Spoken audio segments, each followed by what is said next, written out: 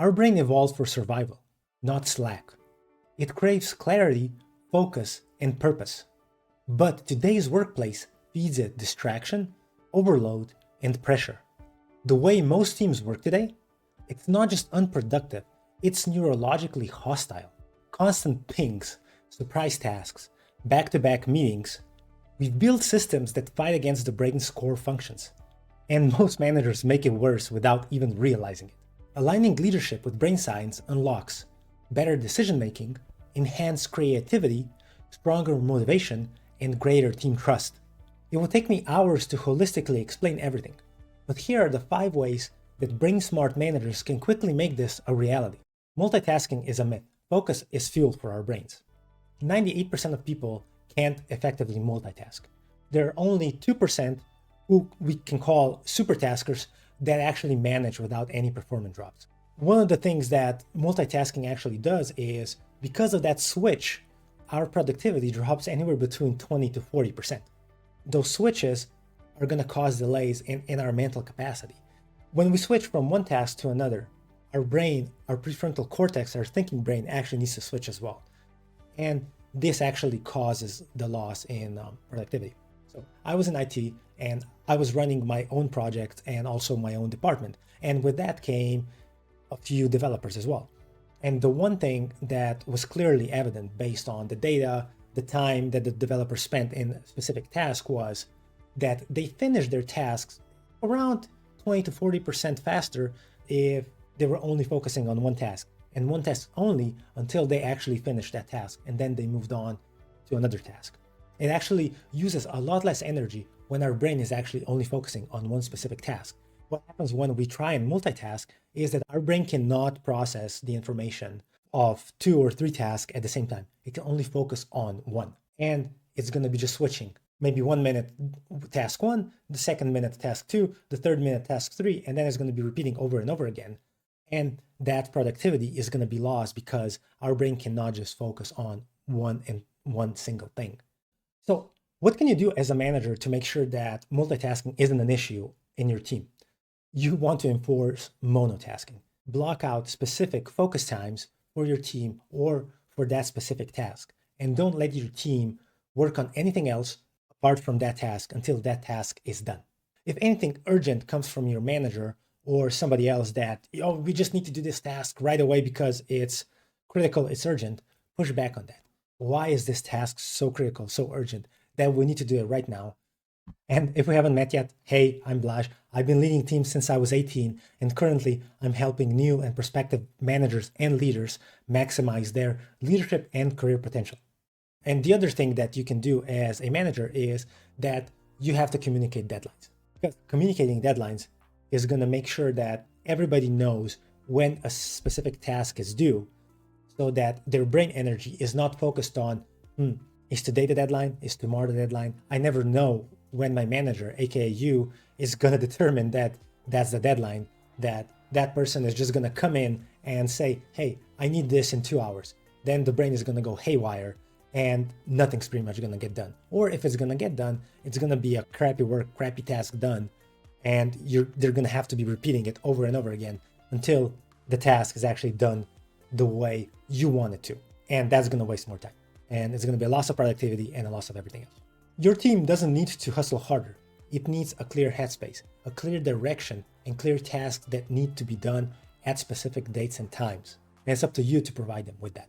If you want your team to be creative and innovative, you need to create space and time for yourself and for your team. Creativity happens when our brain is relaxed. It's not rushed anywhere. It enters that default mode network. And that is during rest and relaxed thinking. If you don't know what the default mode network is, you've probably heard of Daniel Kahneman's book, Thinking Fast and Slow, where he explains what System 1 is and what System 2 is. So the default mode network is System 3. It's somewhere in between System 1 and System 2, but default mode network actually enables us to think creatively, to be able to access that creativity part of our brain, the best parts of System 1 and System 2, so that our brain becomes creative, it becomes innovative, and it can come up with solutions and conclusions more effectively and way faster than whether when it's in system 1 or in system 2. The best way for a manager and leader to kill creativity and innovativeness is to make sure that your team is in constant urgency, so that it always has to do something. There's always a deadline. There's always some pressure from you to actually make sure that the team does something. So here are a few tips on what you can do and what I do with my teams to spark creativity. So I always schedule a white space every single day on my calendar, and I push my team to also do that. So either I block and call it thinking time, learning time, or just breaks. I also encourage my team to take multiple breaks and to take a few minutes for themselves. Mindfulness minutes, minutes for relaxation, or just for meditation. That is really important for my team to have their brains fresh and relaxed so that they can actually do their tasks. What I also do as a manager and a leader is that if my team works in 8-hour shifts, I focus on that they're going to be productive for the 6 of those hours. Psychologically and based on brain science, they cannot be productive for the whole 8 hours while they're on their shift. And I make sure that when I'm building plans, when I'm giving them their tasks, I take that into account. I'm going to be the first one to tell you that that usually doesn't go well with upper management. So you always have to be creative around that. Is what I usually do is I just prolong some of the tasks that I know is going to take, let's say, my team 2 hours to do. I have them do them in 3 hours or 2.5 hours, so they can actually take those rests in those hours and those periods. And I make sure that my team knows. The last thing I want you to understand here is that rest isn't a break. It's where creative ideas live. If you've been watching for this long, thank you very much. I really appreciate it. And if you're up for it, down in the description below is the link to my calendar, and I'd love to get to talk to you and meet you for 15 minutes or so. The next thing that I do is I use coaching. So what coaching does is it uses neuroplasticity to rewire our brains, rewire our connections. Rewiring of our brain happens during learning and reflection. So if you've never done coaching, or if you've never applied coaching before, I suggest that you don't try and do this by yourself and try and coach your team without the knowledge of what coaching is and how effective coaching can actually help your team. Because what inadequate and wrong coaching can actually do is it can limit your team's potential, just because with asking specific questions, it can actually hurt the overall performance of your team. The other thing that you can do is you can encourage reflections and ownership with the team. And the last thing that you can definitely apply right away is to foster a growth mindset, a growth community. The journey is also important, not just the task. You need to be okay with people failing, and failing often, because this is the way they learn. And when they fail, you need to be there to help them overcome those failures or overcome any obstacles that a specific person has. The last thing that I want to add here is don't fix problems, build smarter problem solvers. So with understanding the brain and neuroscience behind it, one thing that we do know is that motivation is chemical.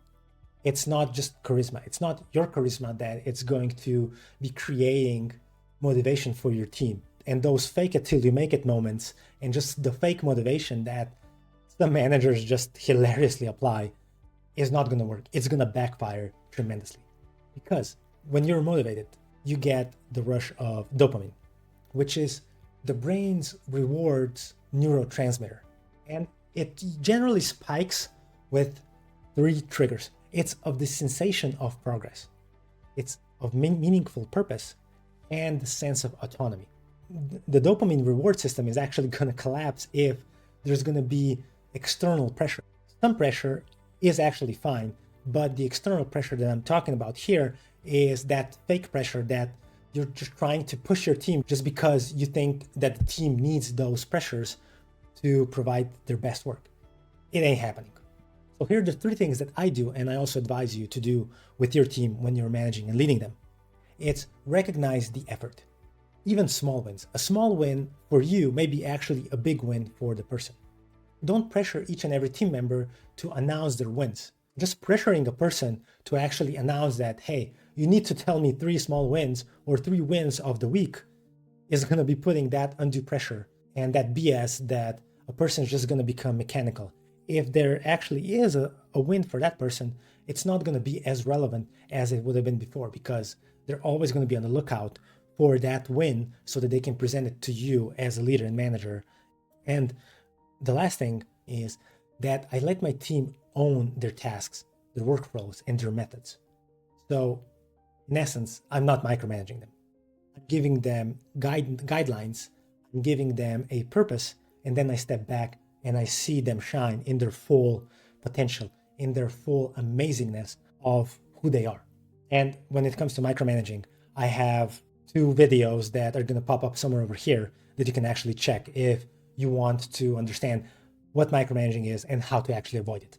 The last part I implore you to do with your team is that you create psychological safety, because psychological safety is actually going to translate into peak brain power for yourself and for each and every member of your team. So when we are safe and we feel safe, our prefrontal cortex, which is the thinking part of our brain, can be used to its utmost efficiency and to our utmost advantage. But when we don't feel safe, that part of the brain pretty much shuts down. Whether it shuts down just partially or completely depends on how safe we feel. If we don't feel safe at all, our amygdala is going to actually hijack our brain. This is why we call it the amygdala hijack.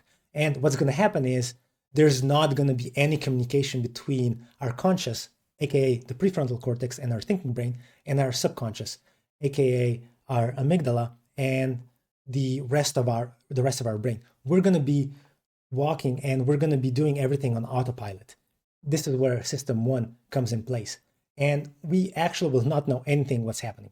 So the majority of times that this actually happens is when we have bosses that micromanage us, bosses that don't understand what's happening, or that they're pressuring us, they're giving us stupid deadlines, and it will lead to burnout of yourself or your team members. And when burnout happens is you're pretty much done, and that team member is done. They're not going to be effective anymore, and they're going to leave or go on sick leave. When we're talking about psychological safety, is also one of the byproducts of trust. If your team trusts you, if you trust them and they trust you back, that's going to lead to psychological safety. So you can check out the videos of me talking about trust in more detail, pretty much somewhere over here. So using these small 5 shifts, prioritizing focus, building creative space, coaching to rewire, fuel dopamine, and cultivate psychological safety will align your leadership with how our brains want to work, and is going to result in happier, smarter, and higher performing teams. Neuroscience isn't just fluff or on the purview of doctors and researchers. It's practical management and leadership strategy that you can start applying from right now.